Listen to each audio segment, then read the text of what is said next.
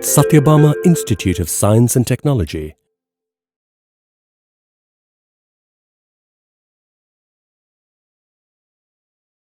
Hello and welcome to the first video in this beginner's guide to Adobe Photoshop. This is Senthilkumaran, Assistant Professor, Department of Visual Communication, Sathyabama Institute of Science and Technology, deemed to be University. In this tutorial, we are going to see things off from the very start. In this video, we are going to take a look at the Adobe Photoshop interface. Now, the first version of Photoshop was released in the late 1980s with all the innovations and new features that have been introduced over the years. But until now, the interface itself has not changed all that much. For those of you that are completely new to Photoshop, I am going to show you around and introduce you to some of the things you need to be aware of.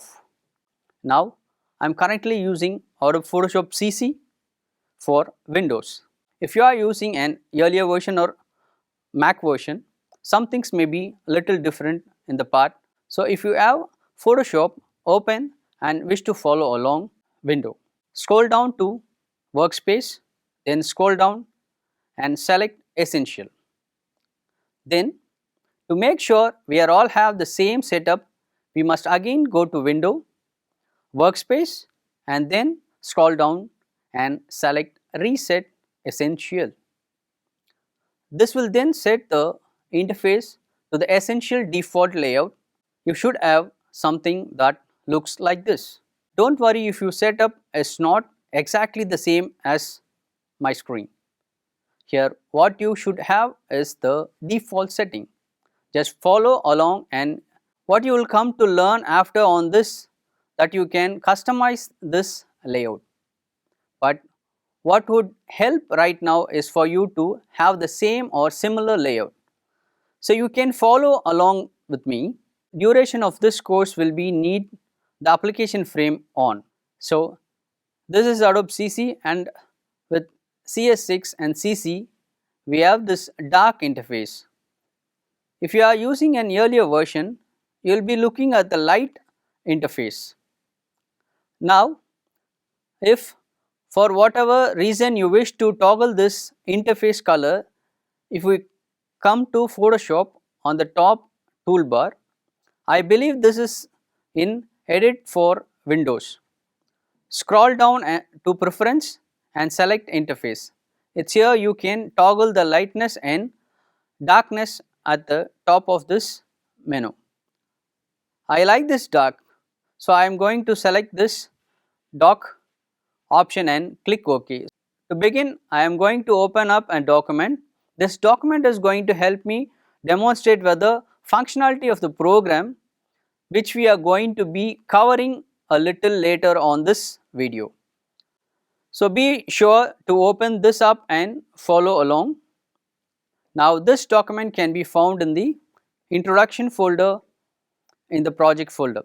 In the interface, you should have something that looks like this.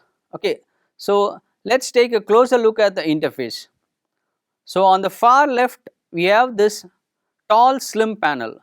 This is the tools panel and contain all the tools that can be used in Photoshop. As you can see, we have lot of icons here. To activate the tools, we simply click it or press one of the many shortcut buttons on the keyboard.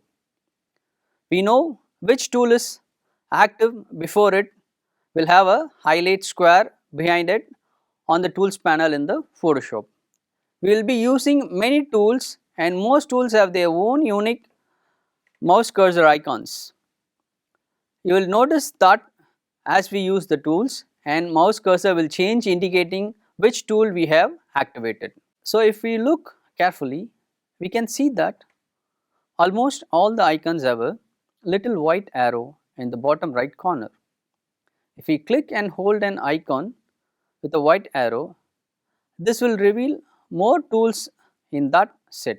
For example, if I click and hold on the pen tool, we can see an extra tools within that set.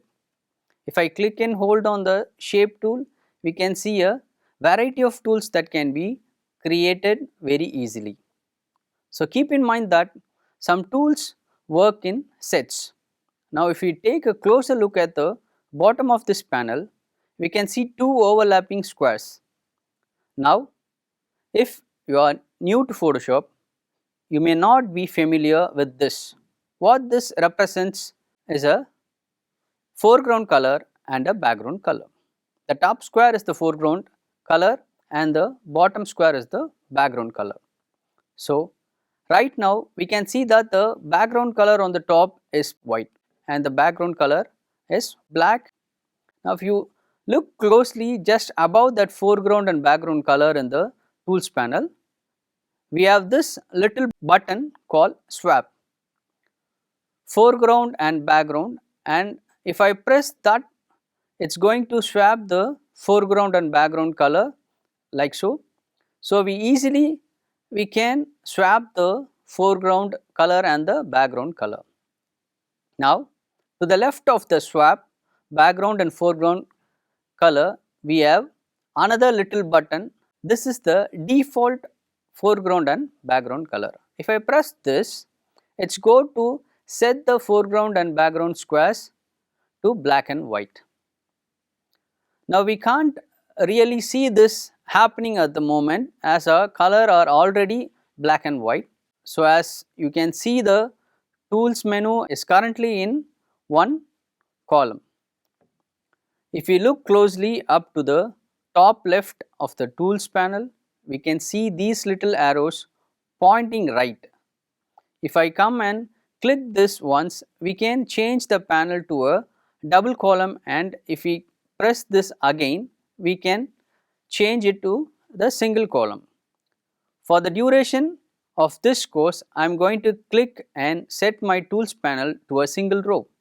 Now if we move to the top of our window, we can see the standard toolbar across the top. From here we can access variety of properties or various properties controls and initiate some of the creative features in Photoshop, but we are not going to this too much right now.